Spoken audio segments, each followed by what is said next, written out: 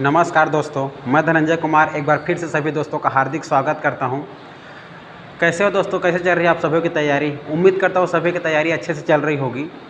आज मैं आप लोगों के लिए हमारे छत्तीसगढ़ के प्राचीन इतिहास का एमसीक्यू लेकर आया हूं दोस्तों, जो कि मेंस के थ्रू से भी इम्पोर्टेंट है और आप लोग के लिए हमारे सीजी व्यापम हो, चाहे आप लोग का सीजीपीएससी का ऑब्जेक्टिव हो, चाहे जैसे कि प्रीलिम्स हो, चाहे सीजीपीएससी का हमारा अंतर्गत जितना भी कुछ एग्ज़ाम होता हो, चाहे आप लोगों को देखा जाए व्यापम के अंतर्गत कुछ भी एग्ज़ाम हो, चाहे सीजी पुलिस हो, सहकारी बैंक हो, चाहे आप लोग का देखा जाए उच्च शिक्षा विभाग वाला सहायक परिचारिका हो, चाहे प्रयोगशाला भर्ती हो, किसी में भी हो, ये पूरा ऑब्जेक्टिव काम आएगा दोस्तों। पूरा छत्तीसगढ़ के प्राचीन इतिहास को मैं एमसीक्यू के थ्रू से ख़त्म कर दूंगा। इतना जान लोगे तो सभी आप लोग का क्या हो जाएगा, जो हमारा छत्तीसगढ़ का प्राचीन इतिहास है सब याद हो जाएगा। तो चलो कोशिश करते हैं और आगे बढ़ते हैं। क्लियर है दोस्तों? तो आज देखते हैं एमसीक्यू करते हैं आज हमारे छत्तीसगढ़ के अंतर्गत। तो देखिए दोस्तों, आज आप लोग का पहला क्वेश्चन है। पहला क्वेश्चन क्या है? छत्तीसगढ़ के कौन से स्थान को भीमबेटका की संज्ञा दी गई है, बताइए। तो बताना है दोस्तों, छत्तीसगढ़ के कौन से स्थान को हमारे भीमबेटका जो हमारे मध्य प्रदेश में है, जो प्राचीन इतिहास हमारे भारत के से साक्ष्य प्राप्त हुआ है, तो इससे तुलना किया गया हमारे छत्तीसगढ़ का। तो हम सभी जानते हैं दोस्तों, इसका तुलना हमारे छत्तीसगढ़ के आप लोग का इसका तुलना सिंघनपुर अगर देखा जाए तो अगर इसका उत्तर हो जाएगा आप लोग का सिंघनपुर के गुफा, सिंघनपुर। ठीक है दोस्तों, तो सिंघनपुर के गुफा से इसका तुलना किया गया है, अर्थात सिंघनपुर के गुफा को हमारे छत्तीसगढ़ का भीमबेटका के नाम से जाना जाता है। और याद रखना, इसमें हमारे देखा जाए तो बहुत सारा शैल चित्र प्राप्त हुआ है ना, बहुत सारे प्राचीन का। अगर सबसे प्राचीन इस सिंघनपुर की गुफा के बारे में बात जाए तो सबसे प्राचीन, ठीक है, याद रखना, सबसे प्राचीन साक्ष्य और शैल चित्र यहीं से प्राप्त हुआ है। सबसे प्राचीन शैल चित्र यहीं से प्राप्त हुआ है, याद रखना, सिंघनपुर की गुफा से। जो कि सिंघनपुर की गुफा कहाँ है आप लोग का? चंवर ढाल की पहाड़ी, चंवर ढाल की पहाड़ी में स्थित है ये। ठीक है दोस्तों, याद रखना, ये आप लोग का पहला क्वेश्चन का जवाब है। तो हमारे छत्तीसगढ़ के भीमबेटका की तुलना आप लोग का जो हमारे एमपी से तुलना करके बताया गया है, जो कि सिंघनपुर की गुफा को कहा जाता है। क्लियर है दोस्तों? देखते हैं अगला क्वेश्चन। अगला क्वेश्चन है आप लोगों का, पत्थर के हस्तचलित कुदाल कहाँ से प्राप्त हुए हैं? देखिए दोस्तों, पत्थर के हस्तचलित कुदाल कहाँ से प्राप्त हुआ है, बताइए, और कौन से काल में प्राप्त हुआ है? तो हम सभी जानते हैं दोस्तों, देखिए, अगर इसका उत्तर देखा जाए, अगर इसके उत्तर की बात में करें तो उत्तर के जो हमारा इसका उत्तर है जो हस्तचलित कुदाल। हस्तचलित कुदाल हमारे छत्तीसगढ़ के इतिहास, प्राचीन इतिहास के पूर्व पाषाण काल के समय मिला है। क्या? सिंघनपुर की गुफा से आप लोग का हस्तचलित कुदाल कहाँ से मिला है? आपका सिंघनपुर के गुफा अर्थात रायगढ़ से मिला है। क्लियर है दोस्तों? हस्तचलित कुदाल यही पहला साक्ष्य था, जो कि हमारा अगर पूर्व देखा जाए तो पाषाण काल को हमारे छत्तीसगढ़ में 4 भागों में बांटा गया था। क्या क्या 4 भागों में बांटा गया था? पूर्व पाषाण काल, मध्य पाषाण काल, उत्तर पाषाण काल और आप लोग का नव पाषाण काल, जिसमें का पूर्व पाषाण काल के समय आप लोग का क्या मिला है? हस्तचलित कुदाल मिला था। ठीक है दोस्तों, ऐसा था ना हस्तचलित कुदाल, ऐसा दोस्तों, तो याद रखना हस्तचलित कुदाल। मध्य पाषाण काल में आप लोग को याद रखना, मध्य पाषाण काल में आप लोग क्या मिला था? हमारा पाषाण गृह मिला था कबरा पहाड़ से, कबरा पहाड़ बोलता हूँ। मध्य पाषाण में आप लोग का क्या मिला था? हमारे याद रखना, कबरा पहाड़ से बहुत सारे साक्ष्य मिला था। तो मध्य पाषाण काल अर्थात कबरा पहाड़, तो कबरा पहाड़ से आप लोग का बहुत सारा यहाँ मिला चित्र। तो सबसे ज़्यादा सर्वाधिक शैल चित्र कहाँ से मिला है? तो आप लोग का कबरा पहाड़ से। लाल रंग की छिपकली, घड़ियाल, अर्धचंद्राकार बिंदु वाला आप लोग का लघु पाषाण, उसके बाद आप लोग का पंक्तिबद्ध आप लोग का मनुष्य के आकृति का सभी ये यहीं से मिला है। ठीक है, कबरा पहाड़ से। और ये मध्य पाषाण काल से संबंधित कबरा पहाड़। ठीक है, महानदी घाटी भी और आप लोग का याद रखना। और जो आप लोग का ये गढ़धनौरा से आप लोग का पाषाण घेरे मिला था, कौन समय में? मध्य पाषाण काल समय में। क्लियर है दोस्तों? ये याद रखना आप लोग का हमारे कबरा पहाड़ के लिए और मध्य पाषाण काल के समय। उत्तर पाषाण काल में याद रखना उत्तर पाषाण काल का संबंध किससे है, तो याद रखना सिंघनपुर के गुफा, और याद रखना धनपुर हमारा गौरलापिंड मरवाही पहले बिलासपुर में था, उसके बाद याद रखना एक से महानदी घाटी, यह पर उत्तर पाषाण काल से मिला था है ना। याद रखना धनपुर, याद रखना धनपुर, जो धनपुर है आप लोग का गौरलापिंड मरवाही याद रखना उत्तर पाषाण काल से संबंधित। उसके बाद नवपाषाण काल, नवपाषाण काल याद रखना चितवा डोंगरी, चितवा डोंगरी आप लोग का छिद्रित धन के औजार मिले थे, आप लोग का ड्रैगन का चित्र मिले थे, चीनी मानव का आकृति मिले थे, ये सभी हमारे चितवा डोंगरी से साक्ष्य मिला था। ठीक है दोस्तों, बोमटीला ये सभी हमारा नवपाषाण काल से था, जो कि अभी मोहला मानपुर में स्थित है चितवा डोंगरी। इतना खत्म, ये हो गया दोस्तों। और आगे बढ़ते हैं, हम लोग देखते हैं अगला क्वेश्चन। अगला क्वेश्चन है सिंघनपुर के गुफा का अध्ययन किसने और कब किया। देखो ये इंपॉर्टेंट क्वेश्चन है, तो याद रखना दोस्तों सिंघनपुर की गुफा की खोज सबसे पहले 1910 में खोज किसने किया था, हमारा कबरा पहाड़ मतलब उधर सिंघनपुर की गुफा तरफ खोज कहा जाएगा तो एंडरसन ने। अगर खोज बोला जाएगा खोज, तो खोज हमारा 1910 में किसने किया था, एंडरसन ने। ठीक है, अंग्रेजी इतिहासकार एंडरसन ने। लेकिन आपको पूछा जाएगा अध्ययन की बात पूछा इसमें, अध्ययन, तो अध्ययन याद रखना आप लोग, याद अध्ययन हमारे अमरदत्त, किसने, अमरदत्त ने आप लोग का 1923 से 27 के बीच। क्लियर है दोस्तों, याद रखना, ये याद रहेगा आप लोग का। 1800 थोड़ा है, 1823 से 1827 याद रखना। ठीक, ओके, ये याद रख लेना। उसके बाद याद रखना, देखो चितवा डोंगरी की खोज किसने की थी, तो चितवा डोंगरी की खोज याद रखना दोस्तों, चितवा डोंगरी की खोज हमारा आप रमेंद्रनाथ मिश्र और भगवान दास, क्या भगवान सिंह बोल सकते हो। ठीक है, तो चितवा डोंगरी की खोज आप लोग का पहला याद रखना है रमेंद्रनाथ मिश्र, रमेंद्रनाथ मिश्र, और इसके साथ ही याद रखना है आपको भगवान सिंह या भगवान दास, भगवान सिंह याद रख लेना। क्लियर है, ये दोस्तों ये दोनों ने खोज किया था आपका चितवा डोंगरी। और ये चितवा डोंगरी कहाँ है आप लोग का, पहले राजनांदगांव में था, अभी राजनांदगांव से अलग होकर के मोहला मानपुर याद रखना, मोहला मानपुर को। क्लियर है दोस्तों, नए जिला।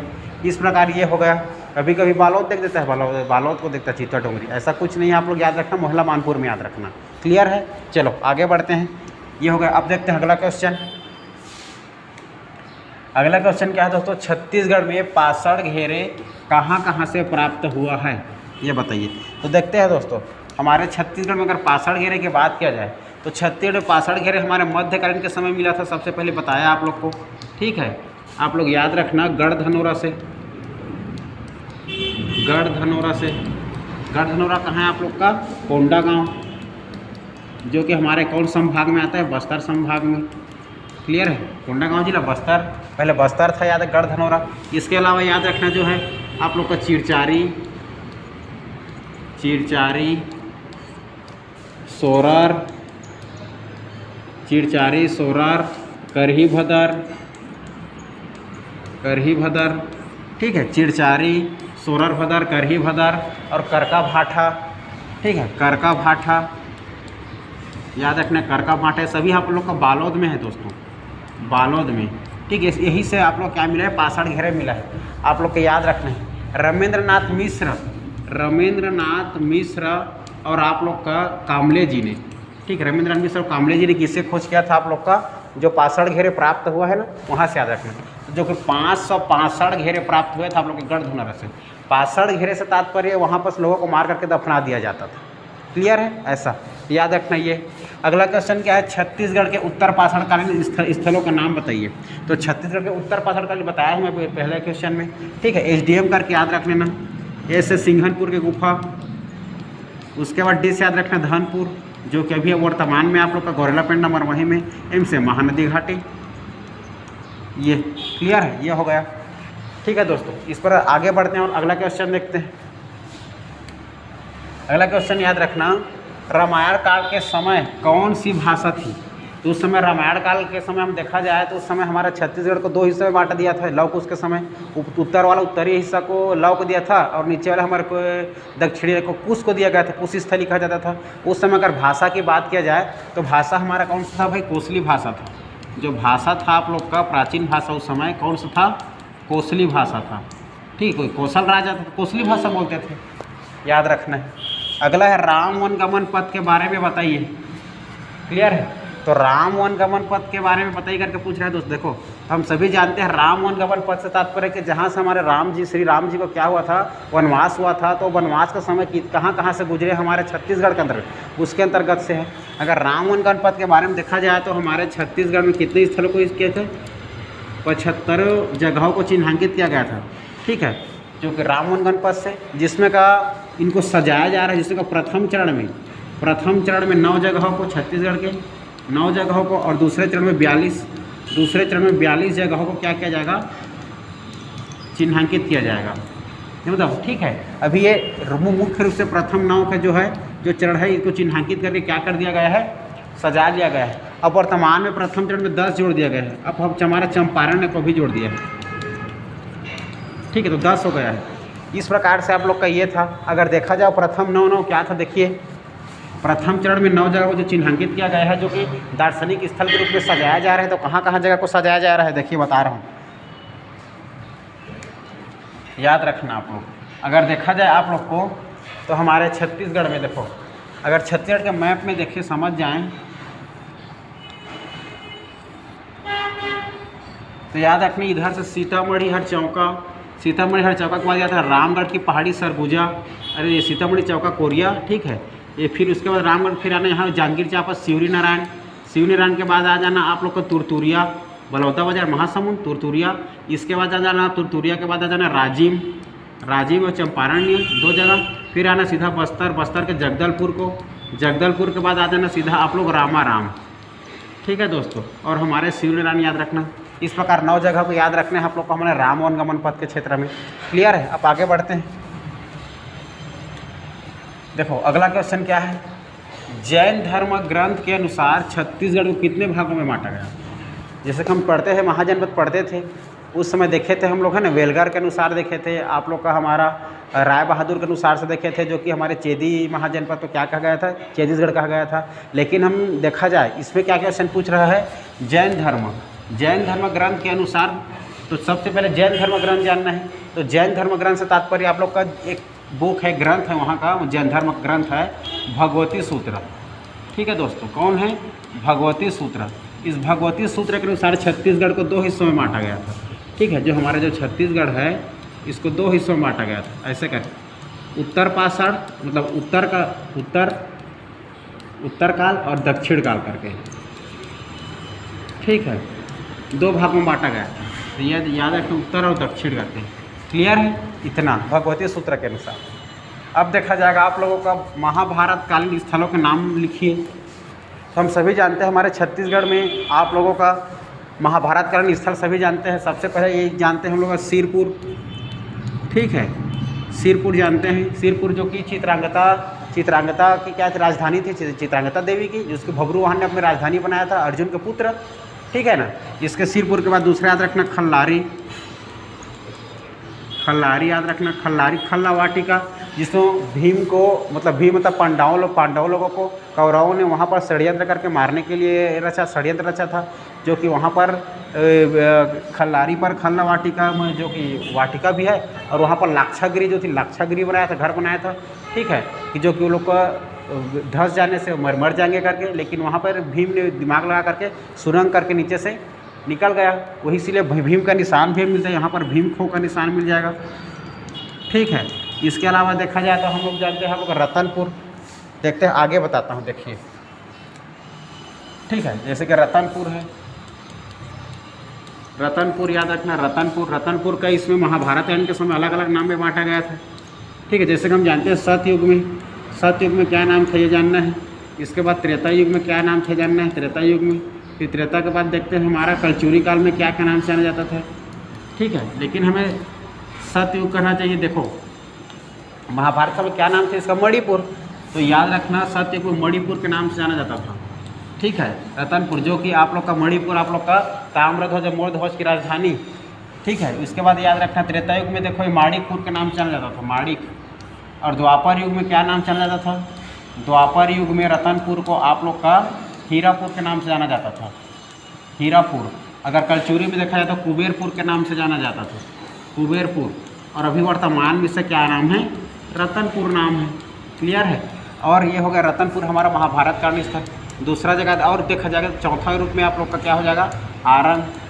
आरंग से याद रखना है, आरंग का प्राचीन नाम क्या था, महाभारत कालीन के समय आरंग का आप लोग का प्राचीन नाम था। इस आरंग का भांडेर याद रखना है, ठीक है। भांडेर देव है ना, जो जैन धर्म से संबंधित है, भांडेर देव मंदिर ये भी याद रख सकते हो, ठीक है। ये आरंग है, ठीक है। विभिन्न साक्ष्य मिला है, गुंजी से भी मिला था, गुंजी हमारा गुंजी शिलालेख से भी संबंधित है, महाभारत का समय याद रखना, ठीक है। इस प्रकार आप लोग का हमारा ये महाभारत कालीन का साक्ष्य और स्थल है। और देखो आगे अगला क्वेश्चन देखो, एक क्वेश्चन इंपॉर्टेंट है, छत्तीसगढ़ में जैन धर्म के 4 तीर्थंकरों के नाम बताइए। छत्तीसगढ़ में जो साक्ष्य मिलने को 5, 6, 7 लोगों को मिला है, लेकिन तीर्थंकरों का, लेकिन मुख्य रूप से 4 याद रखना। देखा जाएगा आप लोगों का जैन धर्म में, देखो जैन धर्म में मुख्य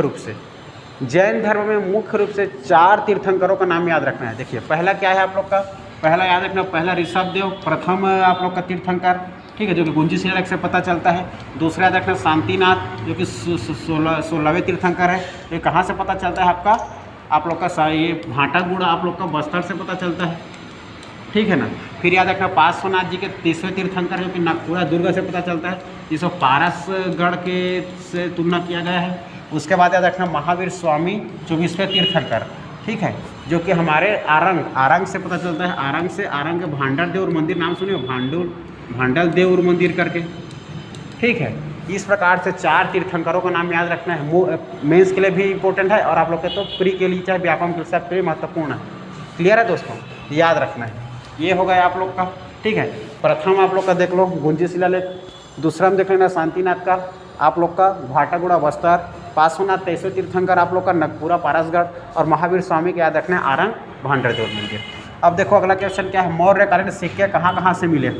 मौर्यकालीन के सिक्के के बारे में एग्जाम में पूछा, चाहे प्री हो चाहे मेंस चाहे व्यापम हो। तो मौर्यकालीन के सिक्के देखिए दोस्तों, मौर्यकालीन सिक्का याद रखना है आप लोग को। सबसे पहले उत्तर इसका देखा जाए तो पहले जांजगीर में मिला है, जांजगीर के अकलतरा, और ठीक है हमारे शक्ति जिला में याद रखना आप लोग को ठठारी में, बालपुर भी है वहाँ से, तो आप लोग याद रखना ठठारी, और आप जांजगीर चांपा से भी याद रख सकते हो, ठीक है। ये याद रहेगा आप लोग का, जांजगीर से याद रखना आप लोग मौर्यकालीन सिक्के मुख्य रूप से।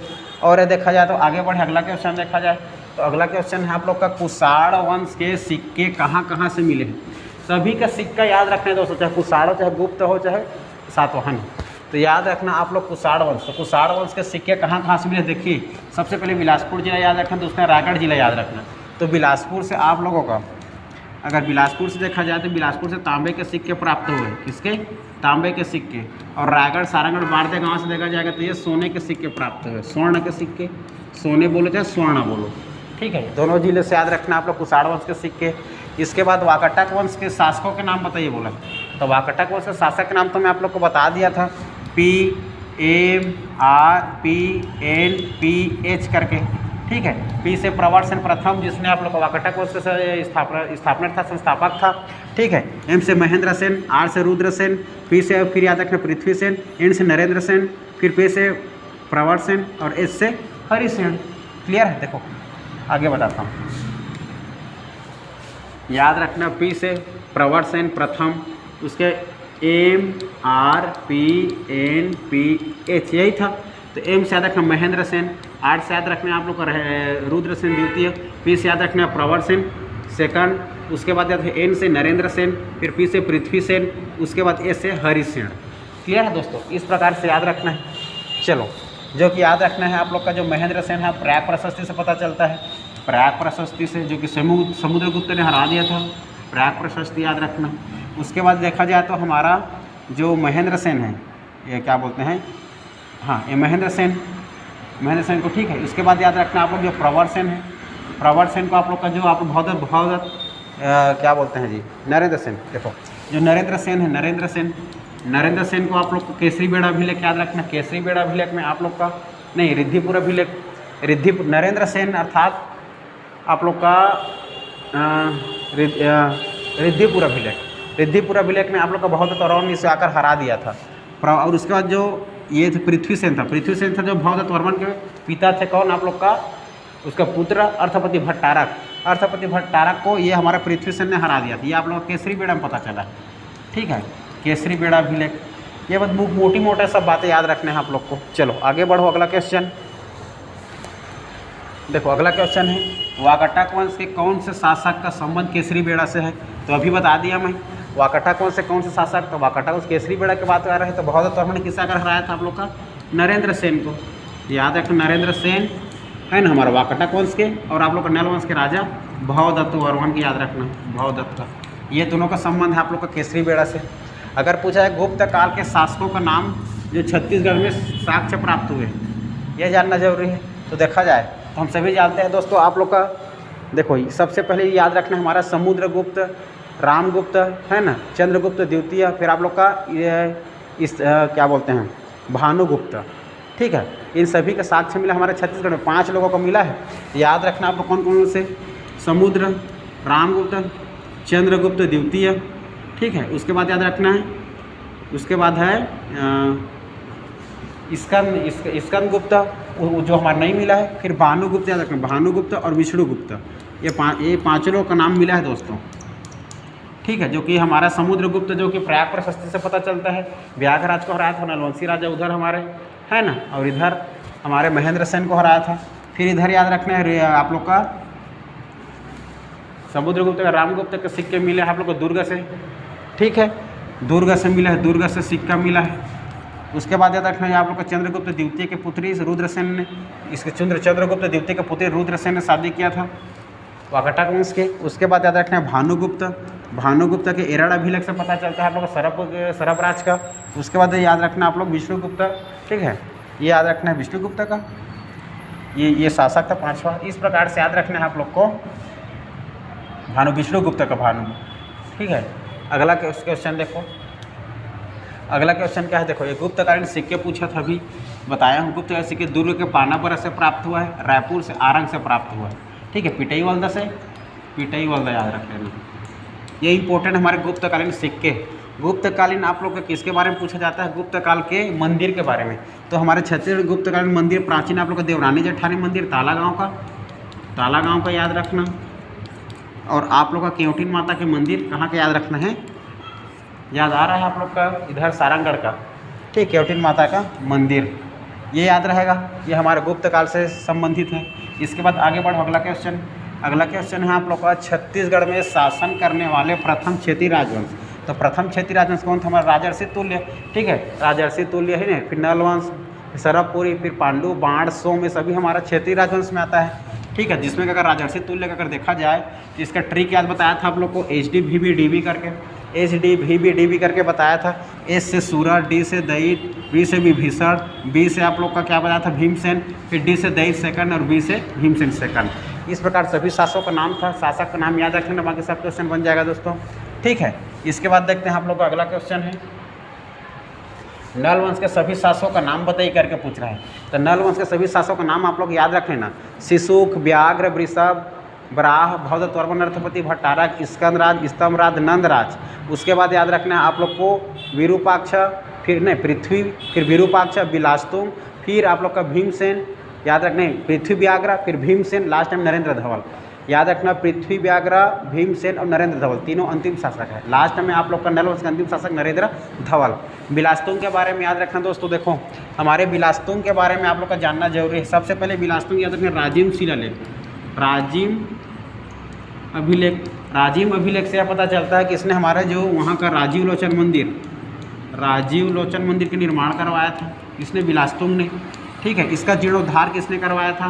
तो याद रखना पृथ्वी, कलचुरी शासक पृथ्वीदेव सेकंड के सेनापति जगतपाल ने। ठीक है, जगतपाल ने क्या करवाया था? इसका जीर्णोद्धार करवाया था, जीर्णोद्धार करवाया था। ये बातें बिलास्तुंग के बारे में जानना है, क्लियर है। उसके बाद अगला क्वेश्चन क्या था आप लोग का? अगला क्वेश्चन में याद रखना जैसे कि आप लोग का हमारा बाण वंश के बारे में देखा जाए। ठीक है, तो बाण वंश के बारे में जानना है। ठीक, उसके बाद पांडु बाण दोनों के बारे में जानना है। पहले पांडु के बारे में देखते हैं। तो पांडु वंश के सभी शासकों का नाम याद रखना है। पांडु वंश के सभी शासकों का नाम मैं आप लोग वीडियो में देख लेना ना, सबको बता दिया हूँ। तो पांडु वंश पे कौन कौन था आप लोग का बता देता हूँ। सबसे पहले उदयन था, उसका पुत्र इंद्रबल था। इंद्रबल के 4 पुत्र थे आप लोग का, कौन कौन? नन्नराज, फिर याद रखना आप लोग का सूरबल, ईशानदेव, भवदेव। फिर उसके बाद याद रखना नन्नराज के 2 पुत्र, एक महाशिवगुप्त महाशिवगुप्त तिवारदेव और दूसरा आप लोग का चंद्रगुप्त याद रखना है। ठीक है, महाशिवगुप्त के फिर से एक बेटे नन्नराज सेकंड। उसके बाद आप लोग का इधर हर्ष मतलब क्या बोलते हैं चंद्रगुप्त के दो पुत्र, एक पुत्र याद रखना हर्षगुप्त। फिर हर्षगुप्त का पुत्र हुआ था आप लोग का महाशिवगुप्त बालार्जुन, जो कि वासटा देवी उसकी मम्मी थी, है ना, हर्षगुप्त की पत्नी, ये याद रखना है। तो पांडुवंश को सभी पांचों का नाम याद रखना है। और बाणवंश में देखा जाए तो बाणवंश के देखो बाणवंश में सबसे पहले याद रखना विक्रमादित्य, जो कि विक्रमादित्य ने बाणवंशी क्षेत्र हमारे पाली क्षेत्र में क्या बनाया था आप लोग का, विक्रमादित्य ने शिव मंदिर बनवाया था। उस शिव मंदिर का अगर जीर्णोद्धार का तो जाजाले तो प्रथम याद आ रहा है। ठीक है, वो सबको याद कर लेना है। ये तो पांडु और बाणसोम के बारे में याद रखना। क्लियर है दोस्तों। इस प्रकार से आप लोग का जितना इंपॉर्टेंट क्वेश्चन था मैं बता दिया हूँ। और एक क्वेश्चन याद रखना सातवाहन कालीन के समय। ठीक है, सातवाहन कालीन के समय के क्वेश्चन याद रखना आप लोग। सातवाहन कालीन के समय जो साक्ष्य कहाँ से प्राप्त हुआ है, तो सातकालीन का समय याद रखना किरारी याद रखना है हमारे डभरा तहसील कौन सा जिला, शक्ति जिला याद रखना। यहाँ पर काष्ठ स्तंभ प्राप्त हुए। कौन सा स्तंभ, काष्ठ स्तंभ, लकड़ी के काष्ठ स्तंभ भाई। ठीक है, जो कि काष्ठ स्तंभ हमारे सातवाहन कालीन साक्ष्य मिला है। इसका खोज 1921 में हुआ था। क्लियर है। इसमें याद रखना क्या बात याद रखना है, इसको अभी वर्तमान में आप लोग का रायपुर के गुरु घासीदास संग्रहालय, महंत गुरु घासीदास संग्रहालय में स्थानांतरित करके संग्रहित करके रखा गया है। इसमें एक बातें याद रखना है आप लोग को, क्या 1921 से प्राप्त हुआ है। और जो किरारी का काष्ठ स्तंभ जो शिलालेख है उसमें आप लोग का 18 कर्मचारियों अधिकारियों का नाम लिख करके बताया गया है, जो कि कौन कौन से विभाग में काम करते थे करके। क्लियर है दोस्तों। हमारे छत्तीसगढ़ के आप लोग का प्राचीन इतिहास में इतना क्वेश्चन आप लोग कर लोगे तो कुछ भी क्वेश्चन नहीं बचने वाला। आप लोग एक बार देख लीजिएगा। ठीक है दोस्तों। बौद्ध धर्म से संबंधित देख लेना। बौद्ध धर्म से संबंधित हमारे सिरपुर से याद रखना, छोटे छोटे बौद्ध टीला याद रख लेना। कुटीर विहार आप लोग का कौन बनाया, कैसे बनाया, जो कि उसी समय हमारे कौन व्यक्ति आया था आप लोगों का, चीनी यात्री ह्वेनसांग ने आया था। चीनी यात्री ह्वेनसांग जो आया था आप लोग का सियुकी की रचना किया था। ठीक है, आप लोग का 639 ईस्वी में। ये सभी याद रखना। महाशिवगुप्त बालार्जुन के बारे में याद रखना। हमारे पांडु वंश के महाशिवगुप्त बालार्जुन के बारे में याद रखना। बालार्जुन कौन था, तो बालार्जुन हमारा वासटा और आप लोग का हर्षगुप्त के पुत्र था, जो कि बचपन से ही धनुर्धर में निपुण था। इसका आप लोग का समय पीरियड याद रखोगे, आप लोग का बालार्जुन का समय पीरियड याद रखोगे तो 500, ठीक है, 555 से आप लोग याद कर सकते हो 695 तक। क्लियर है। इसका समय काल याद कर सकते हो 650 से कर सकते हो 595, 555 से 695 तक कर सकते हो। क्लियर है समय का इसका। इसके बाद लगभग 6वीं शताब्दी, 5वीं 6वीं शताब्दी लगभग। तो बालार्जुन के बारे में याद रखना। इसने जो उसकी मम्मी वासटा देवी विष्णुगुप्त मतलब विष्णु मंदिर बनाना चाह रही थी, अर्थात न्यू डाली थी आप लोग सिरपुर में विष्णु मंदिर बनाने के लिए, लेकिन ये उस मंदिर को पूर्ण करवाया, अर्थात वासटा देवी ने पूर्ण नहीं करवा पाया विष्णु मंदिर को। तो विष्णु मंदिर को पूर्ण कौन करवाया, पूर्ण आप लोग का जो है हमारे महाशिवगुप्त बालार्जुन, उसके बेटे ने पूर्ण करवाया उस मंदिर को, जो कि आप लोग कौन से मंदिर से नाम जाना जाता है, लक्ष्मण मंदिर के नाम से जाना जाता है। क्लियर है दोस्तों।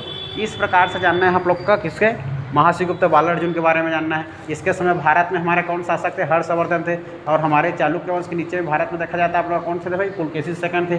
पुलकेशिन सेकंड इसको हराया था आप लोग का एहोल प्रशस्ति से बात पता चलती है करके पता चलता है। ठीक है, इस प्रकार सारी फैक्ट हमारे बालार्जुन के बारे में जानना है। इससे ज़्यादा कुछ भी क्वेश्चन नहीं आएगा छत्तीसगढ़ के प्राचीन इतिहास में। क्लियर है दोस्तों। जितना क्वेश्चन आना था मैं आप लोग का पूरा करा दिया जो इंपॉर्टेंट है, और इससे संबंधित क्वेश्चन और मैं क्वेश्चन लाऊंगा। यदि वीडियो अच्छा लगे दोस्तों तो लाइक ज़रूर कर देगा, और यदि वीडियो मेरे नए हो तो सब्सक्राइब भी कर देना। फिर मिलेंगे दोस्तों ऐसे ऐसे हम लोग क्वेश्चन के साथ और क्लास के साथ। तब तक के लिए जय हिंद, जय भारत, जय छत्तीसगढ़।